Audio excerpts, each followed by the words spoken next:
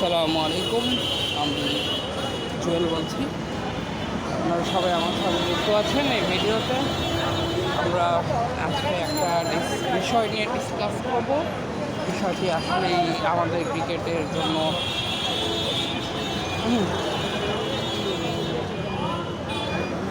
Cricket টিমের জন্য বলতে পারেন খুবই সেন্সিটিভ একটা ইস্যু দাঁড়িয়েছে আমাদের সাকিব আল হাসান নিয়ে। রিসেন্টলি বিসিবি সাকিবের সাথে যোগাযোগ করে সাকিবকে T20 আসন্ন ওয়েস্ট ইন্ডিজে যেটা হবে টুর্নামেন্ট, ওয়ান ডে এবং T20 টুর্নামেন্ট, সেখানে সাকিব আল হাসান এ ব্যাপারে সাকিবের সাথে কথা বলেছে, কন্ট্যাক্ট করেছে বলে আমরা শুনতে পেরেছি। তো সাকিব আল হাসান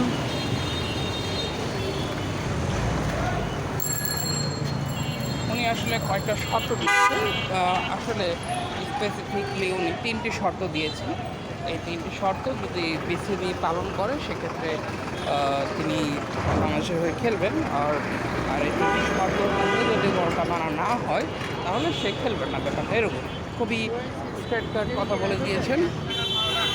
তো প্রথম শর্তটা এরকম যে তাকে বাংলাদেশে খেলতে যাওয়ার সুযোগ দিতে হবে, মানে দেশে এসে সে খেলতে আসবে, এই পারমিশনটা দিতে হবে।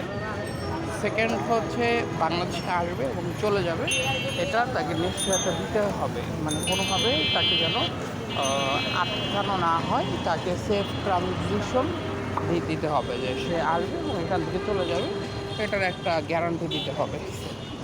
থার্ড যে অপশনটা ওটা হচ্ছে ব্যাংক গ্যারান্টি। আপনারা জানেন সাকিবের ব্যাংক অ্যাকাউন্টটা সুইচ করা হয়েছে, তিনি তার যে অ্যাকাউন্ট সেটার মাধ্যমে কোনো ধরনের লেনদেন করতে পারছেন না। ইটস মিনস তার ব্যাংকের যে টাকা পয়সা এটা তিনি তুলতে পারছেন না বা লেনদেন করতে পারতেছেন না।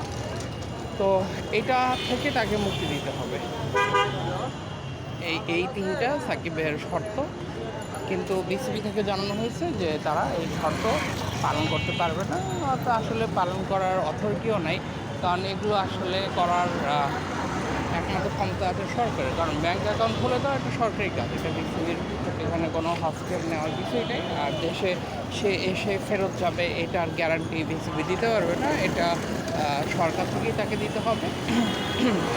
দেশে খেলার অনুমতি তো বিসিবি অবশ্যই দিতে পারে, কিন্তু কথা হচ্ছে দেশে এসে খেলার নিশ্চয়তা তো দিতেই পারে, কিন্তু কথা হচ্ছে আসার পরে তিনি ব্যাক করতে মানে একবারে সেফ ট্রানজ্যাকশন মনে করতে পারবেন কিনা, এই ব্যাপারে আসলে ওনারও দুশ্চিন্তা আছে, সাকিবেরও দুশ্চিন্তা আছে।